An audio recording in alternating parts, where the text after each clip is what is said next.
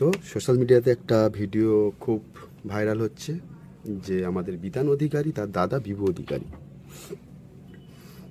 তার বৌমাকে নিয়ে কিছু কথা বলছেন, যেটা একটা চ্যানেলের মাধ্যমে আমাদের সবার মধ্যেই ছড়িয়ে গেছে, প্রায় সবাই দেখেছেন আর কি। তো দেখলাম আপনারা অনেকেই ভিডিওটা শেয়ার করেছেন, কিছু মানুষ শেয়ার করেছেন, কিছু মানুষ বলছে ইস এ বাবা সব জায়গায় রাজনীতি করে বেড়াচ্ছে, বাবা কি বাজে মেয়ে, স্বামীটা মারা গেল, স্বামী নিয়ে রাজনীতি করছে। অনেকেই অনেকের মত, অনেকের অনেক মত, অনেক এই বলছে তাই বলছে সেই বলছে, অনেক কিছুই বলছে। অ্যাকচুয়ালি যে ওই আমাদের নিহত বিতান অধিকারীর দাদাকে প্রশ্নগুলো করছিল আর কি, আমার তো মনে হয় তার কোনো দাদা বা ভাই বলে কেউ নেই। যদি বা থাকতো, সে অন্তত এই ফিলটা করতো যে যার ভাই একদিন আগে মারা গেছে তার দাদা কিভাবে আমাদের এভাবে সন্দেশ করতে পারে। তো বিভু অধিকারী বিধান অধিকারীর দাদা, তো ভিডিওটা কোনো অংশে আপনাদের মনে হবে যে ওটা নিহত বিধান অধিকারীর দাদা ছিল?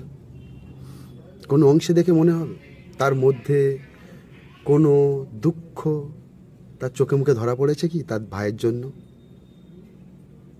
একবার বলুন, যারা ভিডিওটা শেয়ার করেছেন একবার বলুন যে বিভু অধিকারীর চোখে মুখে তার ভাইয়ের জন্য কোনো বেদনা বা দুঃখ ধরা পড়েছে কি না। সে এমনই দাদা, এমনই ভাইয়ের দাদা, তার ভাই একটা বাজে পরিস্থিতির শিকার হয়েছে, সে কি না তার ভাইকে ফোন না করে বা বৌমাকে ফোন না করে সে খবর নিচ্ছে একটা বাইরের লোকের কাছ থেকে। তার মানে তাদের সম্পর্কটা কেমন ছিল, ভাই দাদা ভাই সম্পর্কটা কেমন ছিল, তাদের দাদা ভাইয়ের সম্পর্কটা কেমন ছিল, যে কিনা এবিপি আনন্দর চ্যানেল খুলে তার দেখতে হচ্ছে যে তার ভাই মারা গেছে। আপনি বলুন তো, আপনার দাদা যদি বা আপনার ভাই যদি আজকে কোথাও বেড়াতে যেত, কোনো তাদের সাথে কোনো ইনসিডেন্ট যদি ঘটে যেত, আপনি কি সংবাদ মাধ্যম খুলে বসে থাকতেন? আপনি না তার নিজের দাদা, তার নিজের ভাই, আপনার না দাদা আছে, আপনার না ভাই আছে,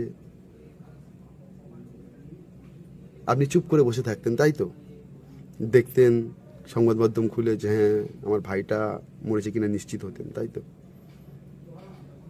একবার তার বইয়ের কাছে বা তার ভাইয়ের নাম্বারে ফোন করার কথা একবারও বলেছেন তার দাদা?